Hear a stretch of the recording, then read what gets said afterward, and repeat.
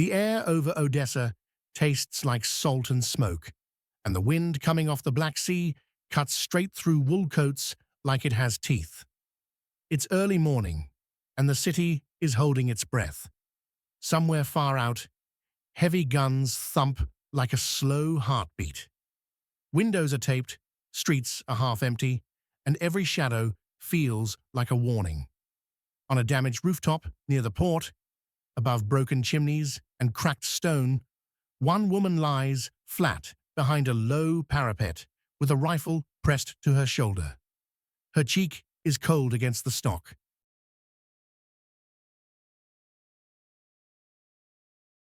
Her eyes are steady. Her name is Lyudmila Pavlichenko, and in a city under siege, her scope is about to turn the enemy's confidence into fear. It's August 1941, and the war has moved fast. The Germans and their Romanian allies have slammed into southern Ukraine, pushing toward the Black Sea like a tide. Odessa is not just a city, it's a key port, a lifeline, a symbol. If it falls, the coastline opens up, supply lines break, and the Soviet defense in the south becomes a trap. The defenders know it, the invaders know it, and for the civilians still inside Odessa, each day is a question they can't answer. Will we survive the next hour? Lyudmila is only 25 years old, but she carries herself like someone who has already lived through 2 wars. She was born in 1916, grew up with a stubborn streak, and before the invasion, she studied history at Kyiv University. She also trained as a shooter, seriously trained, not as a hobby, not for fun. She learned how to control breathing, how to squeeze a trigger without pulling the barrel offline, how to stay still when your muscles scream at you to move. When the war began, in June 1941, and she didn't wait for someone to save her. She went to enlist. At first, officers tried to steer her into being a nurse. It was common, it was practical. But Lyudmila didn't come to bandage wounds. She came to stop the men causing them. She pushed back hard until they finally gave her a rifle and a place in the ranks. She joined the Red Army as a sniper in the 25th Rifle Division, part of the Coastal Army defending Odessa. It wasn't a title. It was a job that meant you would hunt other humans, often at close range, while everyone else fought for their lives around you. The position she takes that morning isn't chosen for comfort. It's chosen for control.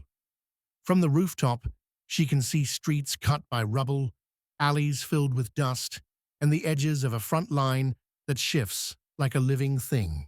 You can almost feel the stillness that comes before a firefight, the kind of quiet that makes your ears ring.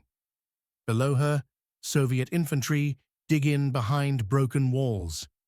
Somewhere ahead, enemy patrols creep through ruined buildings, testing the defenses. And Lyudmila watches, waiting for the smallest movement that doesn't belong. Sniping in 1941 is not glamorous. It's slow, dirty, and nerve-wracking.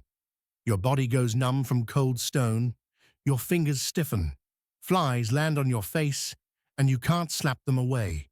If you move too much, you die. If you stay too long, you get spotted by a flash of glass or a shadow in the wrong place. A sniper doesn't fight the way others do. A sniper fights with patience. Lyudmila's rifle is a Mosin Nagant, fitted with a scope, and she treats it like a piece of her own body. She doesn't waste shots. And ammunition is precious.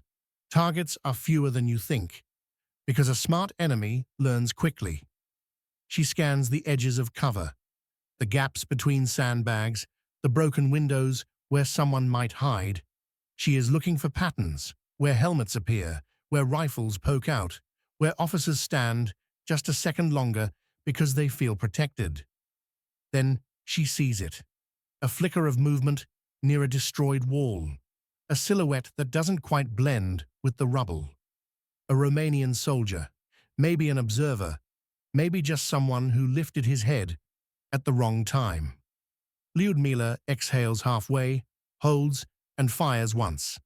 The sound is sharp and final. The figure drops out of view like a puppet whose strings were cut. The battlefield reacts in a way that only a sniper can cause. There's no big explosion, no fireball, no loud cheer. Just a sudden change. A few seconds later, another enemy soldier appears, cautious now, moving low. He's searching for what happened. Lyudmila is already tracking him. Another shot. Another body vanishes behind debris. And then it starts. The enemy doesn't advance the way it did before. The movement slows. Heads stop rising. Rifles stop flashing from windows. The front line becomes quieter. That's what a deadly sniper does. She doesn't just remove soldiers. She steals momentum. She forces the other side to second-guess every step. Word spreads fast in a city under pressure. Soldiers talk. They always do. At first, it's a rumor. There's a woman up there. Then it becomes a fact. Her shots don't miss. And then it becomes something darker. Something the enemy feels in their stomach. Because the worst fear isn't artillery. It's not even tanks. It's the idea that you're being watched by someone you can't see. Someone who decides whether you live or die before you even know you're exposed. Odessa's defense becomes a brutal routine. The siege tightens through September 1941. Food becomes scarce. Water becomes precious. Buildings burn, get repaired, burn again. Night brings bombing raids and flares that turn the sky white. Day brings probing attacks, machine gun bursts, and the constant sound of shovels digging new positions. In that chaos, Lyudmila keeps working. She moves between hides, sometimes in upper floors of shattered buildings, sometimes in ruins, sometimes in spots where she can barely breathe without fogging her sight. She also learns the enemy's habits. Officers look different. They move differently. They hesitate less. They stand straighter. And if you remove them, the unit below them becomes confused, slower, weaker. It's cold logic, but war is cold logic. She waits for a man pointing directions, a man with binoculars, a man who looks like he believes the world won't touch him. Then she sends a message through a scope. By late September, snipers start hunting each other. The enemy begins deploying their own skilled marksmen, trying to find the source of this sudden fear. This is the most dangerous part of her work, because now the threat isn't random bullets. Now the threat is a professional who thinks like she does. The duel isn't like the movies. It can take hours, sometimes a full day. Two snipers stare at emptiness, searching for a mistake. One blink too long, one breath that shifts fabric, one glint of lens in sunlight. Lyudmila survives because she's disciplined. She uses camouflage. She doesn't get greedy. She changes positions after shots. She trusts her instincts, and when the moment comes, she fires first. By October 1941, Odessa's defenders are ordered to evacuate. It sounds impossible. An entire defending force pulling out under pressure. But that's what happens. Soviet troops are transported by sea to Sevastopol in Crimea, where a new siege is already waiting. The city of Odessa, after holding out far longer than many expected, is left behind. For civilians, it's heartbreak. For soldiers, it's bitter relief. For Lyudmila, it's not an ending. It's just the war moving to its next killing ground. In Sevastopol, the fighting becomes even harder. The terrain is rough, with ridges and ravines.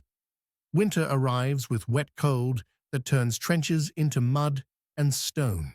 The Germans throw heavy artillery and air power into the assault. It's 1941 into 1942 now, and the front line is a grinder. Here, Lyudmila becomes a legend Not because someone wrote it, but because the numbers keep stacking up.